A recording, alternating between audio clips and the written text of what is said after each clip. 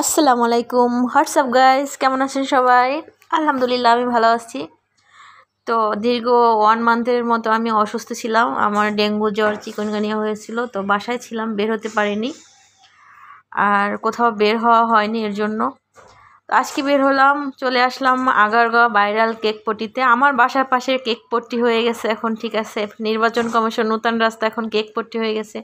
আর আমি একবারও আসিনি, এটা হয়। তো আজকে চলে আসলাম একটু কেক ট্রাই করতে। তো এখানে একটা ভাইয়া পুডিং বিক্রি করতেছে, সে বলতেছে আপু টেস্ট করে দেখেন। তো আমার ভালো লাগছে না দেখে, কারণ আমি সব করতেছি না, আমি অনেক ভালো পুডিং বানাতে পারি, এর জন্য এটা আমার পছন্দ হলো না, তো এটা ট্রাই করলাম না। তো এখানে অনেকগুলো পুডিং কেক এগুলোর দোকান, মনে হয় 50টারও বেশি হবে এখন, এর জন্যই এটা কেক পট্টি হয়ে গেছে। তো যে যা পারতেছে, যে যা জানে, মানে যার ঘরে যে খাবারই আছে না কেন ওটাই নিয়ে আসে এখানে।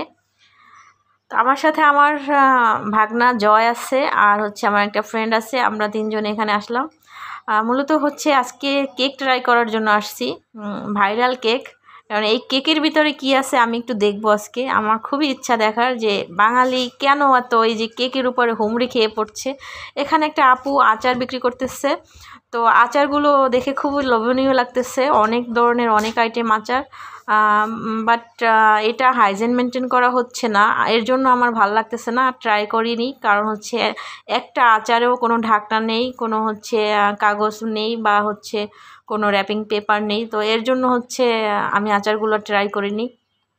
তো চলে আসলাম কেক খাওয়ার জন্য, কেক ট্রাই করার জন্য। তো মূলত জাকির ভাইয়া আর সিমিয়াপুর কেক ট্রাই করার জন্য আসছি, কিন্তু জাকির ভাইয়া আর সিমিয়াপুর কেক অলরেডি সেল হয়ে গেছে। ভাইরাল সিমিয়াপু কেক আপা আর জাকির ভাইয়া, তো তারা চলে গেছে। তো এখানে একটা আপু, এই আপুর কেক আমি ট্রাই করছি, উনি মিরপুর লাভ রোডের ওখানে সেল করতো, তো ওনার কেকটা আমি আগে ট্রাই করছি, আর একটু হাইজিন মেনটেন করা আছে, একটু দেখেও ভালো লাগছে। তো আপুর এখানে কেক ট্রাই করতে আসলাম। তো মোটামুটি আপুর কেকগুলো ভালো ছিল, মোটামুটি মানে চলে আর কি, মোটামুটি। তো এর থেকে আলহামদুলিল্লাহ আমি অনেক ভালো কেক বানাতে পারি, আমারটা অনেক মজা হয়, কেক পুডিং বানাতে পারি। তো চিন্তা করলাম, ডিসিশন ফাইনাল, যে আমি একটা কেকের দোকান দিয়ে বসবো, পুডিংয়ের দোকান দিব। সবাই দোয়া করবেন